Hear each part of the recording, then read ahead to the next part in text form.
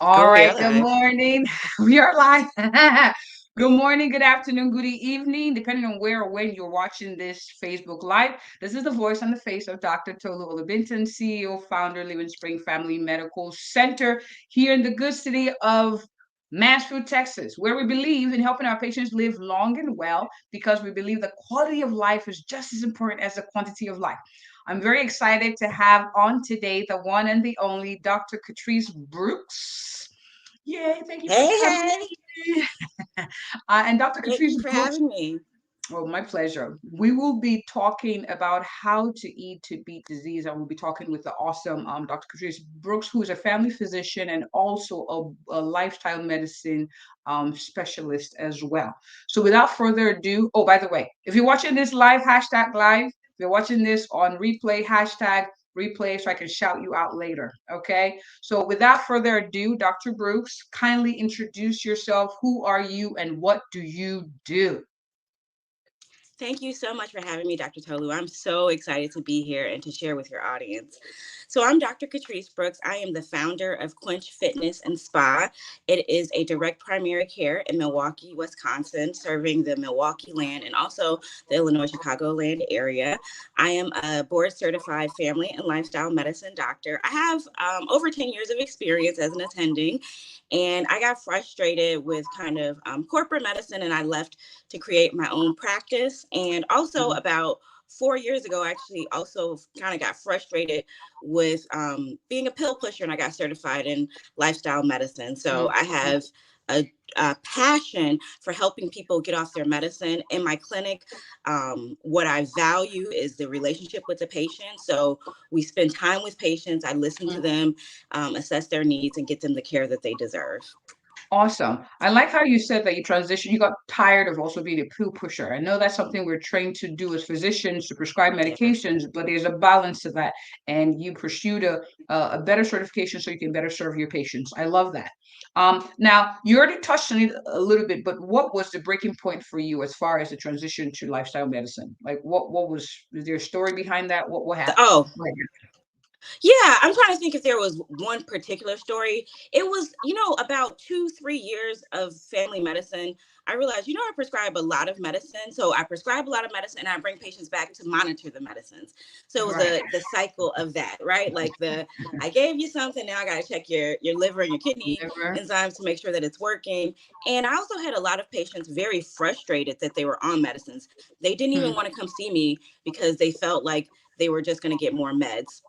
And so I knew as a physician, when we read the literature, that the first line treatment for a lot of things was lifestyle. Like, for example, for diabetes, the first line treatment is lifestyle medicine. Medicine. It's to give a trial of, Okay. exercise, having the patient lose weight, eat more fruits and vegetables. And we know the study for that actually showed it was stronger.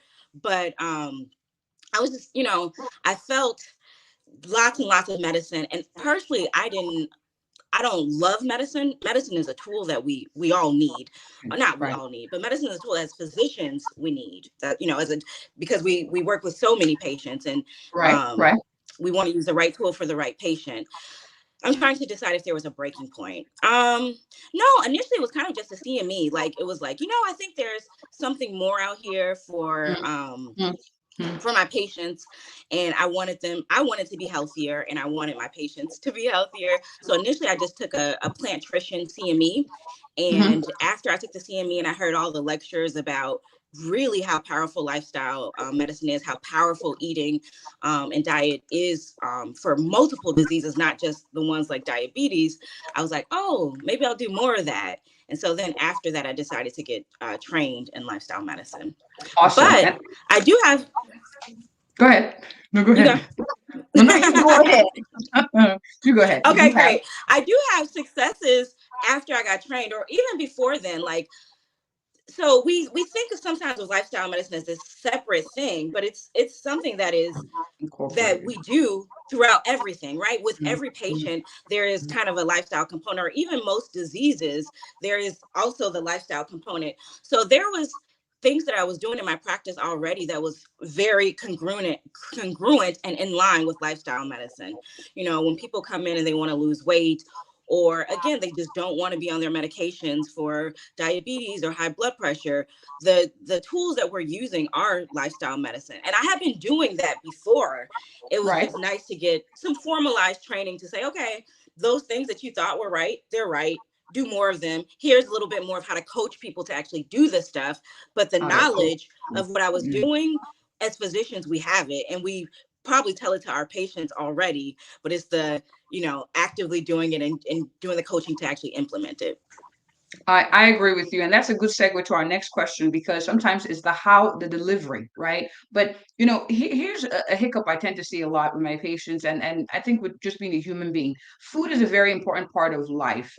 It's what makes it, Yeah. it is what it contributes to making life interesting and enjoyable. So we live in Texas. I call this the butter city, no offense, like, oh, the butter state, like the flavors of the food compared to other franchises, let's say in different states is different, it's richer, it's oilier, it's more butterer.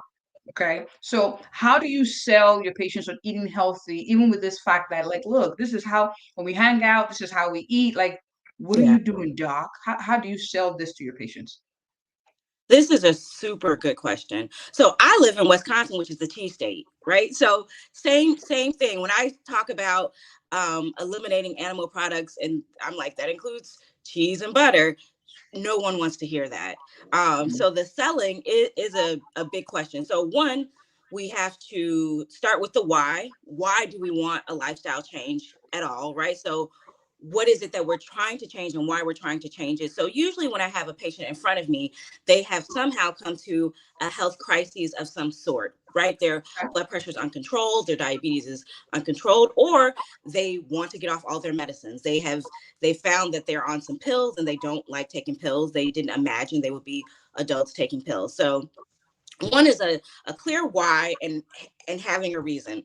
And then the next prong of that is knowing why you want to eat healthier. Two, realizing why delicious food is so delicious. Because the truth is, plants are probably not going to be as delicious as the delicious food that we have engineered. So Good engineer. understanding why it's so delicious may help us step back from it. So the reason why food is so delicious, why butter and rich foods are so delicious, is that it hijacks the natural evolution of our brain. Our brain was made to go out in the world and to pick up a berry occasionally, and that be sweet and delicious, and maybe occasionally get some fat if, as hunter gatherers, we killed a big beast and we were Yeah, able to right, feast for that month on that one animal. right. But mostly it's, the foliage that humans eat. So our brains love salt, sugar, and fat because they generally were not things that were plentiful in our environment. But as humans, with modern technology, in the same way that we've learned how to put a man on the moon, we've engineered food that is hyper palatable and very, very delicious. And so we eat it, and it gives us everything. It releases dopamine, and it tastes so good. And as you say, we celebrate with food. We are social around food. We have a Right. birthday party and there's a cake. We have Thanksgiving and there's a turkey. There's also sweet potato pie. There are delicious foods that are associated with each of our celebrations. We have 4th of July barbecues, and over the summer there are barbecues. So these foods are hyper palatable and very delicious, but they're not what we were designed by evolution or God to eat all the time, 24/7. So one, we need to understand, why do we want to be healthier? Why is this food not good for us, and why we are so addicted to it? And then the more that you eat good food, the more that you eat fruits and vegetables, your taste buds actually start to change so that you find that food more delicious. But part of it also starts with not eating hyper palatable, delicious foods as well, or eating less of them. So I sell it as a transition. I usually don't sell it as an all or none thing, because most Right. people will not just stop kind of the life that they have. You have your routine. You wake up, you eat your breakfast, Right. you drive to the restaurant for lunch, you go home, you have the things that you do. So I usually don't sell it as a complete overhaul of what you've been doing, Right. but an Right. addition to getting more fruits and vegetables in your diet. But you're That's right, awesome. mhm. Awesome. I wanted to highlight something you said, and Yeah, this is not a conspiracy theory. It's fact. You can Google it. Food engineering is a thing. There's a whole industry. The goal in the restaurant is not to have you eat well; it's to have you eat in a way that will get you addicted, so you can come back for more. They trigger the certain foods that absolutely. trigger something in your brain that it says, "I don't hear what your stomach is saying. This is good. You keep going," Absolutely. and that could be dangerous when Absolutely. there's no boundaries. So please, please, we're talking about quality of life here, living long and well, enjoying those things that are important to you. You got to get more plants in your life, more plants in Exactly. your life. All So right, there's next. I want Go to, ahead. no, no, Go ahead. pause. There, you are absolutely right. There's something called a bliss point. You guys can Google it. It's a bliss point, and it's where the food industry, puts just enough sugar in products to make your brain eat more than you intended to eat. And that's why there's sugar literally in everything. If you look at the back of your ketchup, there's sugar in it. There's sugar everywhere. And it's to trick your brain, and it is not a conspiracy theory. It's a industry fact where we eat more than we intend. We sit down to eat something and our brain says more, eat it all. And we do, because the food industry wants to sell food. That is their product. So the more that they sell, the more profits they make. That's it. They're not nefarious. They just want to make money. But they want to sell as many units of whatever it is. And sugar, salt, and fat, but sugar in particular, helps the brain override the natural satiation cues. So yeah, more plants. And plants help. The other side of it, our body was designed to eat plants. We were designed to have enough fiber. The fiber and the weight of the plants, the sheer mass of it, is part of the mechanism of our stomach that says, "Hey, you've had enough food, right? Our stomach gets stretched because we eat enough bulk. We have enough fiber go through our system where our brain says you're satiated. But if you're eating hyper palatable processed food that's designed, we don't meet those things. So you eat a little bit of oil, our even though that's 500 calories, our brain doesn't say you ate enough. It says give me more. That wasn't, you gave me this Good. little bit of food. That is big, and we're having this discussion. So you have what we call an informed. You make an informed decision, meaning Yes, you know what you're about to eat, and you're making the conscious decision. So now you're aware that there's certain things that are in place to keep you going. I always like to give this example. I love Texas Roadhouse. I'm not gonna lie. I go there maybe once a year or whatever, and they give you the rolls, right? It's a roll. they are It's good. yeah, the rolls, and there's a little cinnamon butter, like you open it, and there's the mist that goes off, and then you put the cinnamon butter, and it melts. And you're thinking, if you've not been there before, I'm gonna just eat the bread, and then I'm gonna go because it's free, right? But what ends up happening Mm, is you eat the bread, you order a lot of food, and then you take to go. All right. So there's a strategy to it. Now you're arguing. Well, Olive Garden has, and hopefully I don't get in trouble with Olive Garden. I'm just saying they're good food. Just know, um, they give you salad, right? But they give you the salad with lots of dressing. So the salad yes. itself is not bad, but the dressing is loaded with sugar and the oil. So you Yeah, think you're eating healthy, and salads are good, and don't. But salad dressings are one of the worst things you can actually eat, the regular ones. So I just want us to really have a full disclosure on what we're eating. It's not saying that feel bad about eating. It's like let's change how we think about eating for our good. All right. My next exactly. question to you is this, Doc. Um, Now someone's watching, like, okay, all of us here who are watching, all of us have diabetes, all of us have high blood pressure, some have rheumatoid arthritis, some have this or that. What foods can you say in generality? I think we touched on it already. What foods help beat disease? Like how you knock it, like, yeah. Mhm. Yes. So I look at it this way, and this is my own personal belief, but again, some of it's evolution. This is all science too. Let me backtrack. Another thing that I really enjoyed about lifestyle medicine and why I needed to change is because it's evidence based. So it wasn't just kind of foo foo. Um, let's do this. It's like let's study and see really what works, what helps people really reverse heart disease, what really helps people um, improve the inflammation from rheumatoid and autoimmune conditions. So the foods that we know really help disease and help reverse disease are plants. And surprise, surprise, it is what God or nature or evolution designed for humans and other creatures to eat. So things that grow out of the ground this is what I tell people. Things that grow out of the ground are what we were made to eat. Our bodies, over hundreds of thousands of years, have been engineered to eat. So all sorts of plants. It's not this or that. The whole plethora of whole foods that grow out of the ground. So eating foods in the way they grow out of the ground. Now that can be, if you want to blanch them or boil them, that's okay. But the way they grow out of the ground means they don't go into a factory and we somehow strip everything from them. So, and we'll get to that a little later, but foods as they grow out of the ground. So eating raw fruits and vegetables, that is wonderful if you can tolerate it. Some people with certain GI conditions can't tolerate raw fruits and vegetables, but the mass majority of people can. Nuts and seeds, wonderful. Whole grains are wonderful. When I say plants, that includes fruits and vegetables, root vegetables, anything that grows out of the ground that you can get basically in the produce department generally is good for you. Now there is fear of anti-nutrients in foods. So some foods, because foods are like they're not creatures, but they're living beings, right? They have life energy. Some things have created a defense mechanism. So for example, that's what like gluten is in wheat, right? It's a defense mechanism for those plants, or the nightshade vegetables. People are kind of afraid of those. But in general, those are, for most people, very well tolerated and very safe. So unless you have specific conditions where they're not recommended, plants of all sorts, a variety of plants, different colors of plants, different sizes. Plants are what is going to help us live longer.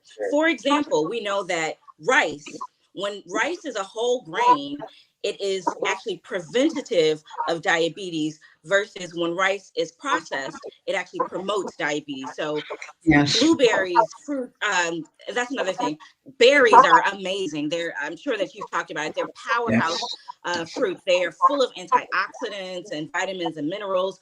But most vegetables have this combination of they have a very high water content, most of them, which we need. We don't get enough water, we're dehydrated. And they have a high content of vitamins and minerals that can benefit us. So there's like superfoods and things, and those are vegetables and fruits that have a higher content of vitamins and minerals, but they all are good. So there's not, I can't think of a vegetable that I'm like, ooh, don't eat that one. Like that one. If you're struggling with weight, maybe avoid avocado. But even that is like, the fats are good, like it's for the right person, it can be healthy. In excess, a very fatty plant maybe is not desired, but it's probably better than eating an oil, right? Or spraying oil, something that is processed, that has no fiber, that has no packaging from God. So I don't mean to be religious. It's just, but the way that food is already packaged is it has the fiber and the water and the vitamins. That plants are again, we can get everything that we need from them. Awesome. Beans are also wonderful. Legumes are good. Very good. So Legumes, plants they're wonderful. from the ground, best for you. Now you mentioned a few keywords I wanted to highlight. Antioxidants essentially help prevent cancer. That's why the antioxidants. We throw that word out a lot. They help prevent infections and cancer. All right, so Doc, I have some people like who are thinking like, oh man, I have quite a few hiccups to some of the things you're talking about, and I call them hiccups because it's like, Doc, that's a lot. Okay, so number one, um, Doc, it sounds like bird food. Like you asking me to eat like a bird.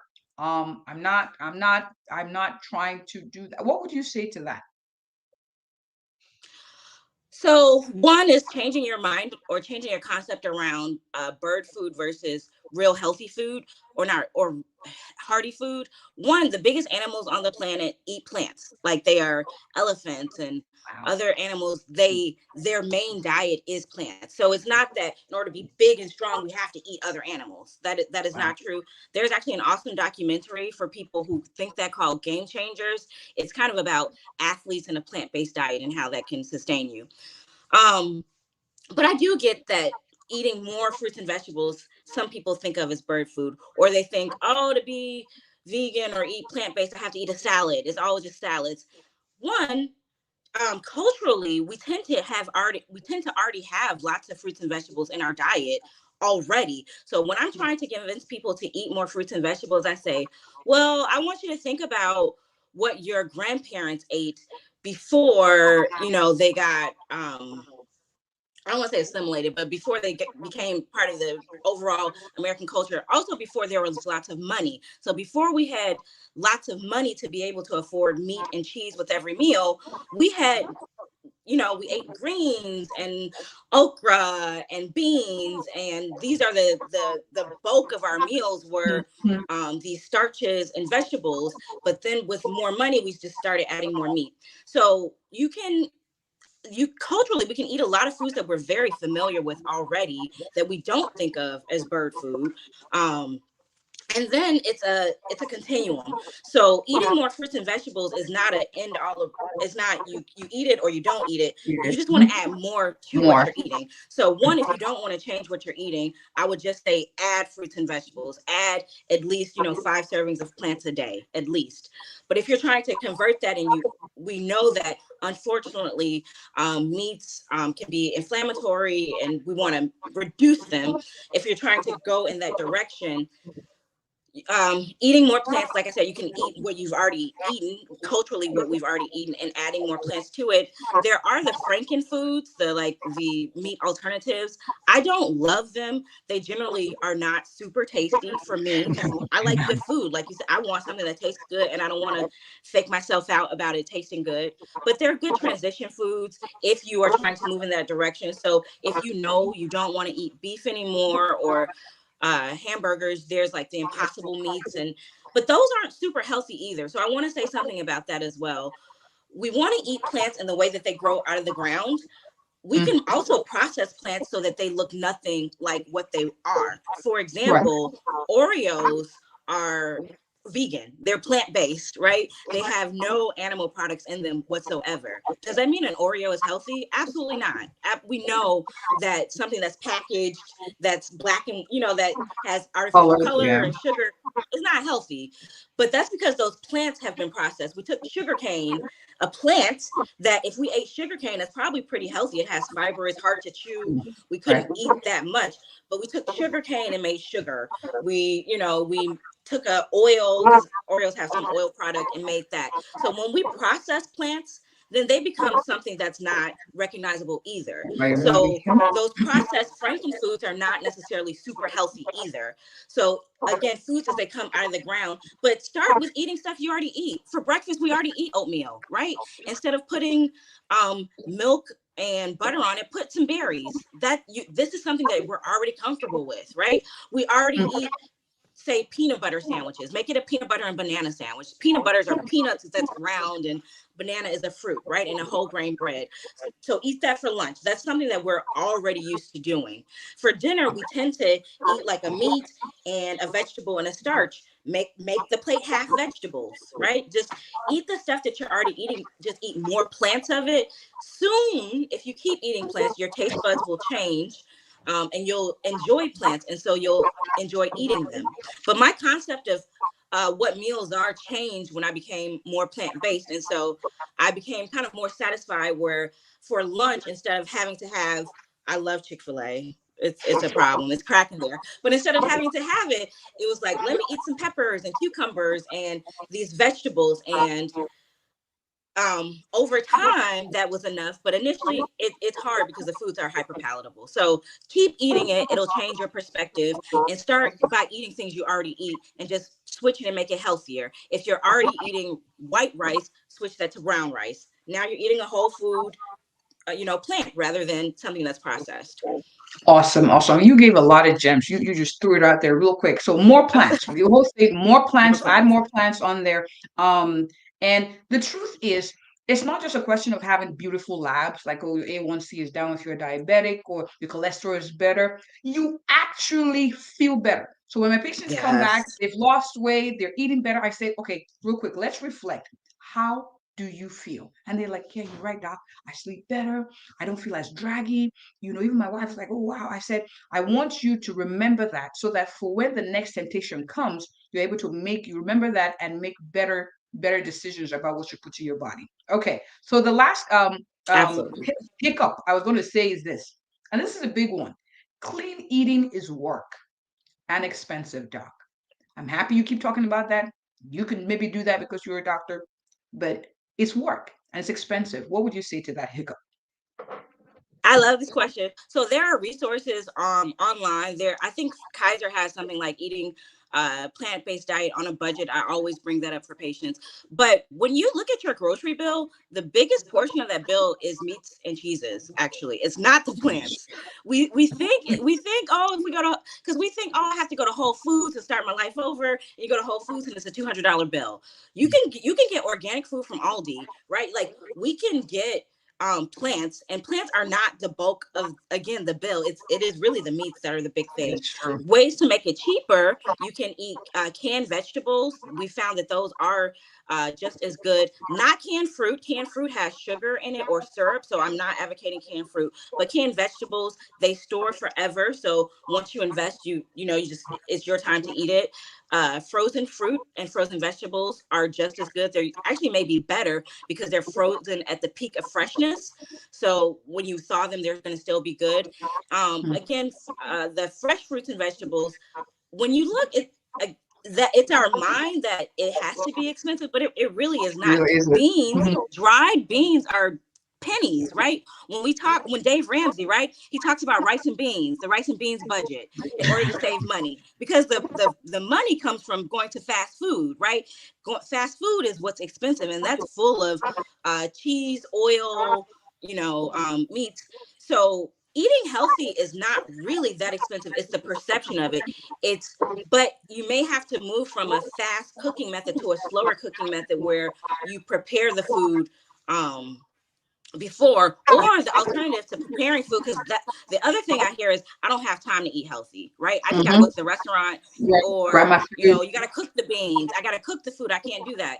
What I do, because I'm lazy and cheap, i eat I eat fresh fruits and vegetables. So like I said, for lunch I'll have peppers and cucumbers and things I don't have to cook. Also things I can refrigerate, but then I bring it to the office and I just have Mm. the raw fruits and vegetables, and I just eat those. So I think it is an inaccuracy that eating healthy is more expensive. Again, the biggest item on your budget is going to be the meat and the cheeses, and you can definitely make it cheaper if you prepare it yourself. Okay. All right. For those who are watching, thank you for watching. I'm going to say this. Don't run away from the mindset shifts that need to happen to embrace this.